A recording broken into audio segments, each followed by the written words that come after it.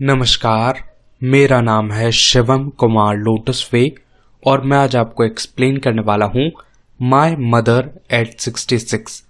यह एक पोएम है जिसे लिखा है कमला दास जी ने। सबसे पहले हम इस लेसन के टाइटल के बारे में जानेंगे। माय मदर एट 66 का हिंदी में यह मतलब होगा मेरी माँ जब 66 वर्ष पर थी। ये कविता उस दौरान लिखी गई है जब लेखिका की माँ 66 साल की थीं। यह पूरी पोएम एक सिंगल थॉट पर आधारित है कि लेखिका अपनी माँ को किस तरह देखती हैं। सबसे पहले हम पोएटेस कमला दास जी के बारे में जानेंगे।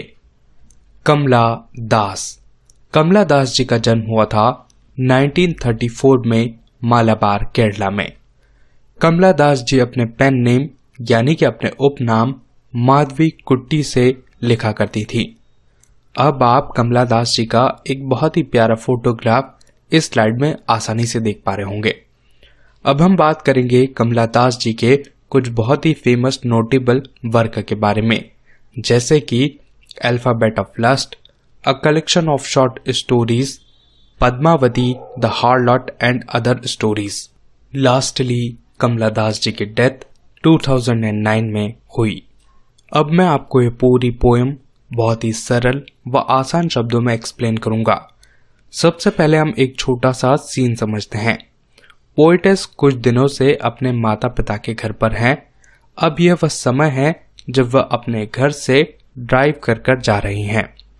अब मैं आपके लिए यह पोएम पढ़ता हूँ। Driving from my parents home to Cochin last Friday morning I saw my mother beside मी।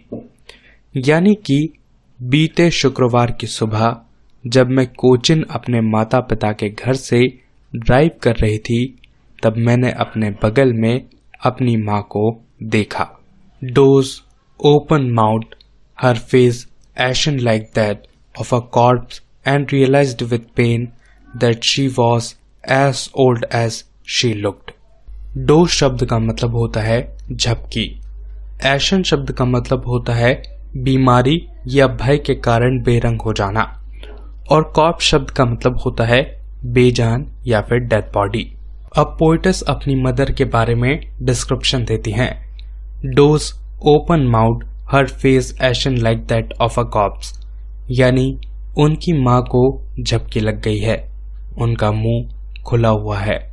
उनके चेहरे को देखकर ऐसा लगता है मानो वो बीमारी के कारण पीला पड़ गया हो, और वह ऐसे लेटी हुई हैं जैसे कोई बेजान शव लेटा हो। And realised with pain that she was as old as she looked. और तभी उन्हें बहुत ही दुख के साथ यह एहसास होता है कि उनकी माँ अब बूढ़ी हो चुकी है, जैसा कि वह दिखाई दे रही थी। अब हम कुछ डिफिकल्ट वर्ड्स देखेंगे। स्प्रिंटिंग का मतलब होता है छोटी लेकिन तेज दौड़। स्पेलिंग का मतलब होता है छलकन। मैरी का मतलब होता है प्रसन्न या फिर जिंदा दिल। अब पोएटेस अपने सैड थॉट को दूर करने के लिए कुछ देर के लिए खिड़की के बाहर झांक कर देखती हैं, but soon put that thought away and looked at young trees sprinting. जब वे बाहर देखते हैं तब वे कोशिश करते हैं कि उनके जो विचार हैं उन्हें वह जाने दे। अब वह जवान पेड़ों को देखती हैं। उन पेड़ों को देखकर ऐसा लगता है मानो पेड़ छोटी लेकिन तेज दौड़ रहे हों। जब हम कार में होते हैं और आगे की तरफ बढ़ रहे होते हैं तब हमें ऐसा आभास होता है मानो पेड़ पीछे छूट रहे हों। The Mary children spelling out of their home. अब वे छोटे बच्चों को देखती हैं।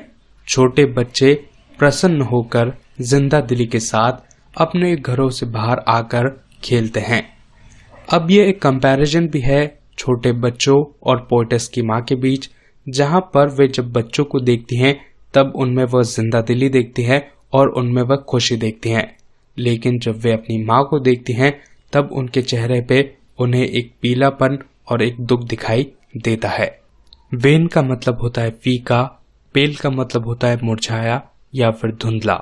But after the airport security check standing a few yards away I looked again at हर।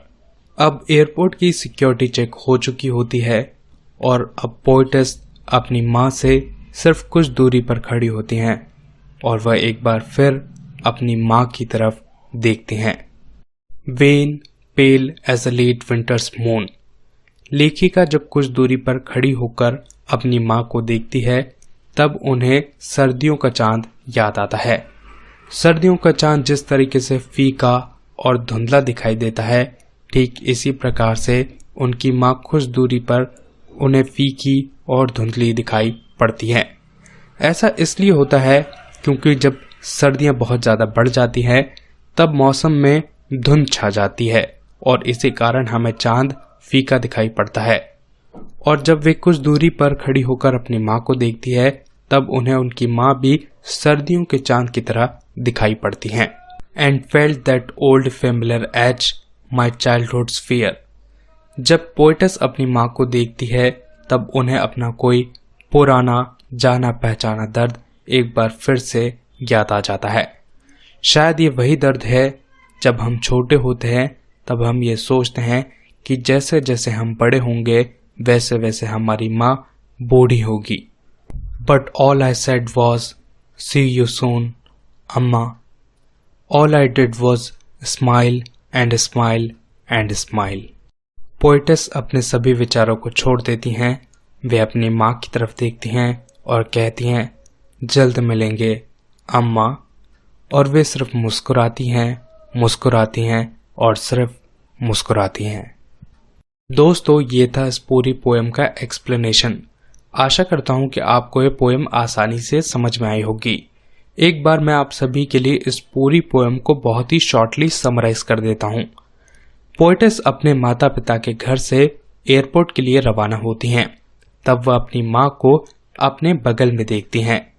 माँ नींद में है, उनका मुंह खुला हुआ है और उनका चेहरा बेजान दिखाई पड़ता है और उन्हें तब यह एहसास होता है कि उनकी माँ बूढ़ी हो चुकी है।